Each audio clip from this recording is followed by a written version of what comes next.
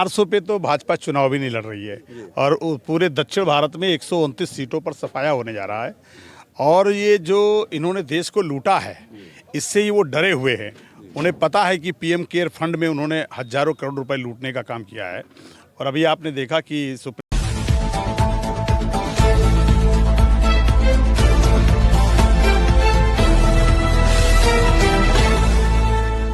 अरवल में एक कार्यक्रम चल रहा था और कार्यक्रम के बीच में मेरे साथ एक शख्स हैं जिनको मैं परिचित भी नहीं हूं, मैं जानता भी नहीं हूं। मैं इन्हीं से परिचय जान लेता हूं, उसके बाद सवाल करते हैं। जी, क्या परिचय है आपका? मैं सुशील पासी, कांग्रेस का प्रदेश उपाध्यक्ष, प्रवक्ता, उत्तर प्रदेश कांग्रेस कमेटी। तो कांग्रेस इस समय बीजेपी जैसा कह रही है कि इस बार 400 पार, कैसे मुकाबला कर पाएंगे आप? 400 पे तो भाजपा चुनाव भी नहीं लड़ रही है और पूरे दक्षिण भारत में 129 सीटों पर सफाया होने जा रहा है। और ये जो इन्होंने देश को लूटा है, इससे ही वो डरे हुए हैं। उन्हें पता है कि पीएम केयर फंड में उन्होंने हजारों करोड़ रुपए लूटने का काम किया है।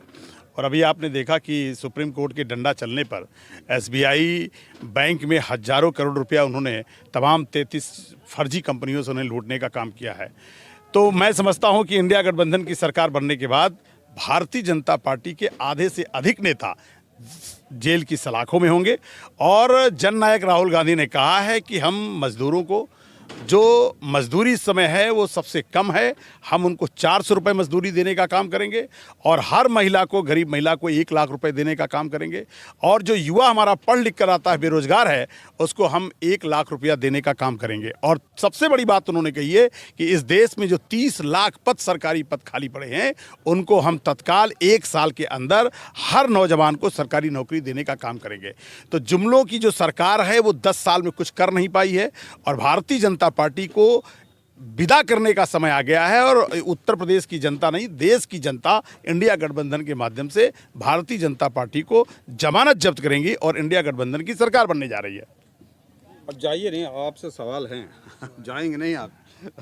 कांग्रेस वाले से अक्सर मेरे सवाल होते हैं। मैं आपसे ये पूछना चाह रहा हूँ, आपके ही नेता कहते हैं कि पूरे देश की जितनी भी संस्थाएं हैं, सारी संस्थाओं पे भारतीय जनता पार्टी का कब्जा है।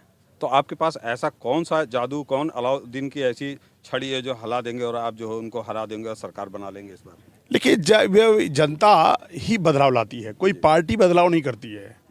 10 साल कांग्रेस की सरकार रही और कांग्रेस ने काम किया था। 72,000 का कर्जा उन्होंने माफ़ करने का काम किया। कस्तूरबा विद्यालय आपने देखा होगा, न्याय पंचायत स्तर पे काम करने का। और जन सूचना अधिकार और शिक्षा का अधिकार अधिनियम, वन अधिकार अधिनियम और जो फूड सिक्योरिटी बिल है 2013 में, वो कांग्रेस सरकार लेकर आई थी। चूँकि बाबा रामदेव और अन्ना हजारे का जो एक गैंग था, उसने इस देश में इस समय मीडिया और माफिया और मनी के बलबूते इस देश में एक नैरेटिव बनाया और उस नैरेटिव से ये सरकार वापस नहीं आ पाई और भारतीय जनता पार्टी को काम करने का मौका मिला।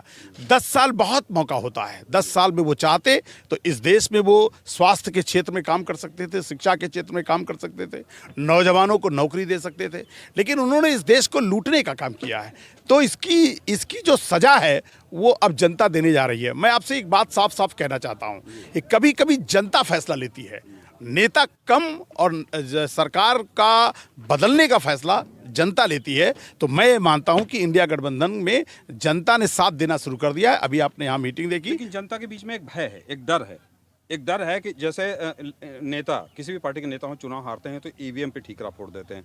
तो जनता कह रही है कि वोट तो हम देंगे, लेकिन वोट जब उन्हीं को चले जाएगा, बीजेपी को चलेगा, तो उसका आपके पास क्या जवाब है? देखिए, अगर 56 इंच का कोई प्रधानमंत्री होता और ईमानदार प्रधानमंत्री होते तो देश की जनता अगर मांग कर रही थी तो उनको चुनाव आयोग को निर्देश करते हुए ईवीएम की मशीन में जो वीवीपैट लगा हुआ है उस पर्ची को गिनने का काम करते। लेकिन सुप्रीम कोर्ट में रिट दायर है। अभी आप देखिएगा, आने वाले समय में न्यायपालिका पर हम उम्मीद करते हैं जल्द ही फैसला होने जा रहा है।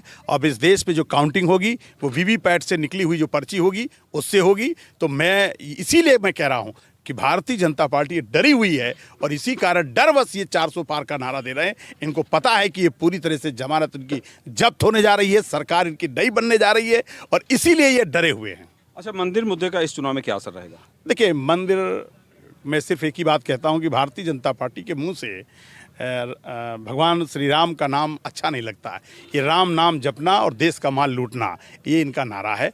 और इस तरह से मंदिर का जो मुद्दा आया, कोर्ट ने फैसला सुनाया, मंदिर भी बन रहा है, मस्जिद भी बनेगी। इस देश में जितने भी धर्म को मानने वाले लोग हैं, ये देश सबका है, किसी एक जाति का नहीं है, किसी एक धर्म का नहीं है। और ये डराने का काम करते हैं, हिंदुस्तान में उन हिंदुओं को डराने का काम करते हैं जिनकी आबादी ज़्यादा है। इस देश में बौद्धिस्ट रहते हैं, जैन के लोग रहते हैं, सिख लोग रहते हैं, तमाम ऐसे अल्पसंख्यक समाज के लोग रहते हैं, वो तो नहीं डरते। तो फिर ये जो डरवाने का एक ड्रामा किया गया था, और वो ड्रामा इनका ये हो गया कि 10 साल तक इस देश को लूटना था, इसलिए उन्होंने हिंदू धर्म का इस्तेमाल किया, और इसकी सजा इनको मिलेंगे, और भगवान श्री राम ही इनको सजा देंगे। बहुत बहुत धन्यवाद। दोस्तों, आपका इस वीडियो पे कमेंट क्या है, कमेंट के रूप में आप जरूर बताइएगा। जब आप कमेंट देते हैं तो नेक्स्ट सवाल या नेक्स्ट वीडियो बनाने में हमें सुविधा होती है। आप देख रहे हैं भारत देंग दर्शन, मैं विक्रम सिंह, नमस्कार।